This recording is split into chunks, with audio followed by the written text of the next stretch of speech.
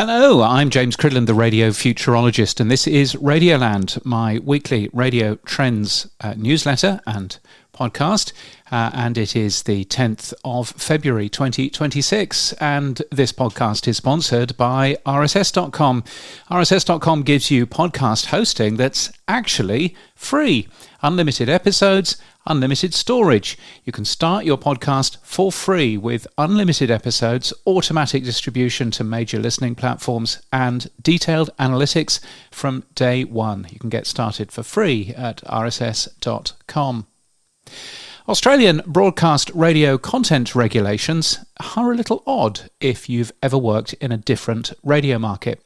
As I wrote about in mid-November, the ACMA, the media regulator, is surprisingly toothless. It has just one big weapon, an additional license condition, which is a big heavy weapon and only brought out if it's got no other choice. And if those additional license conditions are broken, the only thing the ACMA can do is turn the radio station off, either temporarily or permanently.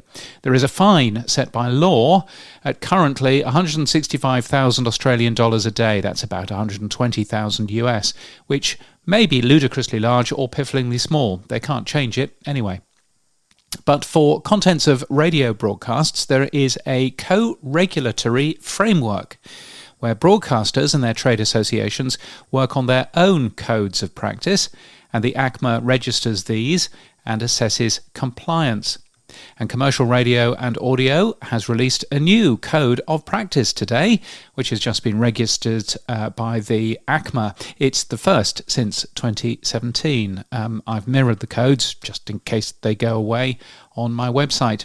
The press release tells us that there are two new things in there. Firstly, something called special care at times when kids are most likely to be in the car. That's from 8 till 9 in the morning and from 3 till 4 in the afternoon.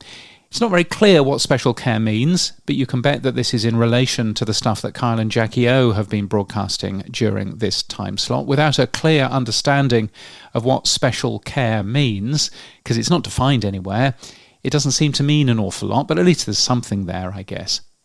And there's also something in there about AI transparency. It's a move, I think, against ARN's horrible, dishonest radio announcer called Ty, which was a badly produced, badly written AI voice on CADA and never disclosed as being AI. As you can tell, I'm a fan. The devil is in the detail.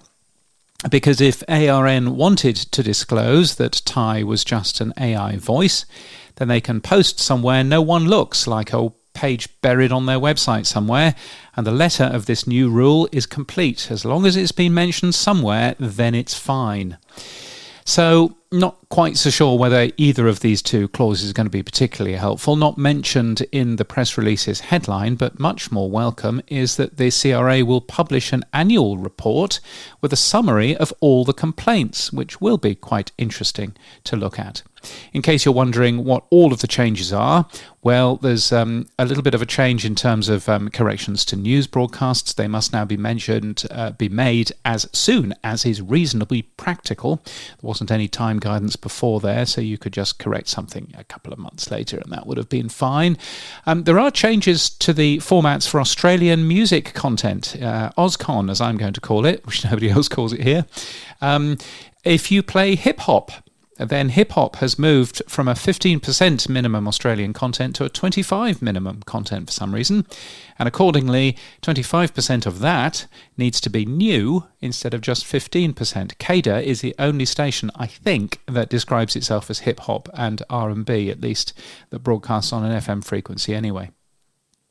There is some changing of words to clarify what a complaint is and what feedback is.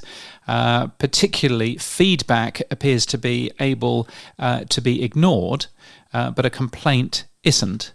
So I guess remember to use the C word in your letter, complaint obviously. It does seem that there is a new requirement for an online complaint form to be made available on radio station websites. There used to be a word if in that clause. It's gone now. I'm actually wondering if that's a typo, to be honest with you, but still, there we are. And then there's the annual report and the brand new section about AI transparency as well.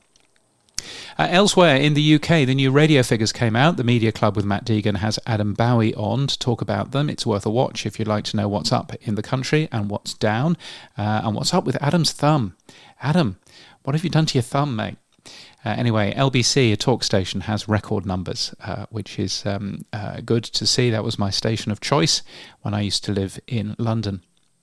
Spencer Howson interviewed me on ABC Radio Brisbane at the end of last year about AM radio, and I managed to upset Peter of Wavell Heights so much that he sent a T-shirt into Spencer to pass on to me. And I link in my newsletter to a clip of some video of Spencer waving it about.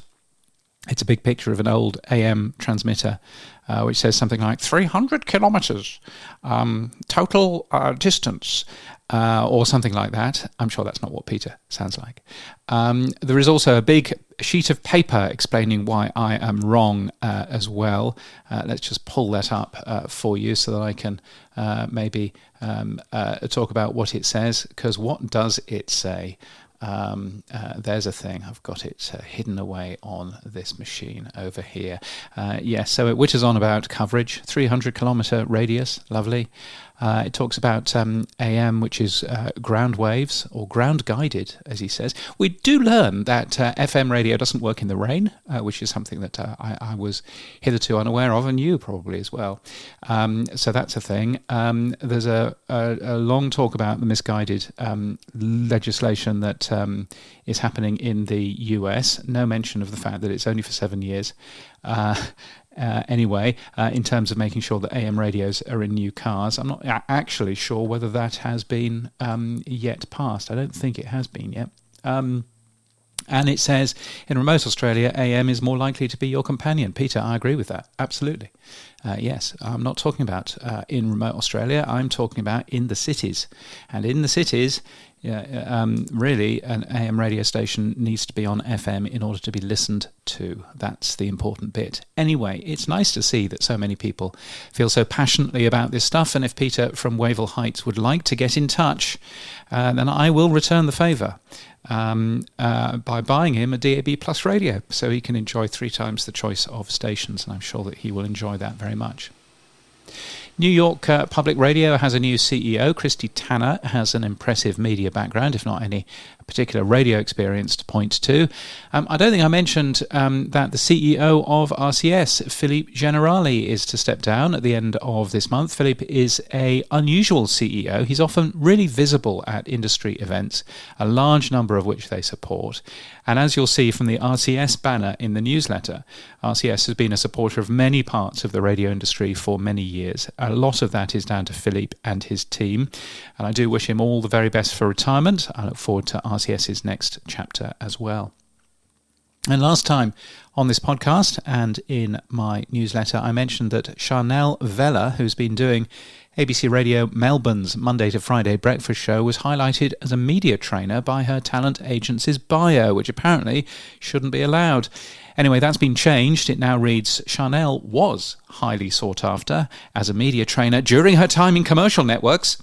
So I'm happy to make that clear that she's no longer a media trainer. The conflict of interest only really arises if she's interviewed anyone who she trained. But we don't know whether she has. But she's off very shortly on maternity leave, so perhaps that's one that we can leave for now.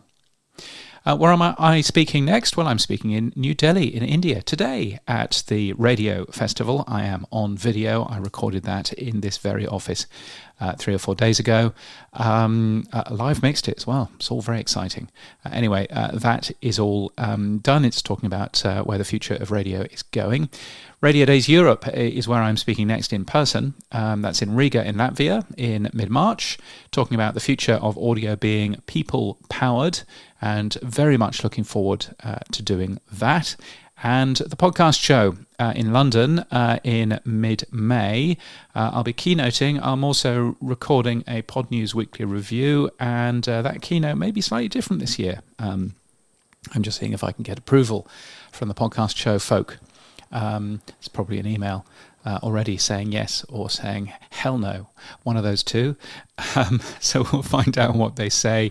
But it should be a good event. Very much looking forward to doing that. I'm there in London pretty well all week, and it'd be great to catch up with you if you are in London too.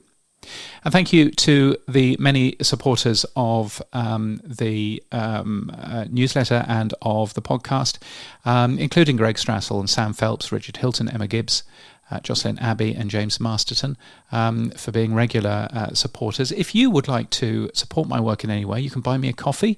You can become a member if you like. Gavin Watson has done that as well, and I should probably say thank you to him in the newsletter version, so I will probably do that. See if I remember to do that a little bit later. Anyway, you can give me a one-off coffee or five, or sign up regularly. Buymeacoffee.com/James Cridland is the place to go. And if you want to follow me on the socials, the only social I'm really on is Mastodon or the Fediverse. You can find me there, James at bne.social. That's Brisbane, bne.social. My website has more details about who I am and what I do and whether I can help you further. Radioland.email will get you to the email bit, but james.cridland.net, that's right, will get you to the rest of that, where you can find out what I do, who I am, and whether I can help you further. And until next time, keep listening.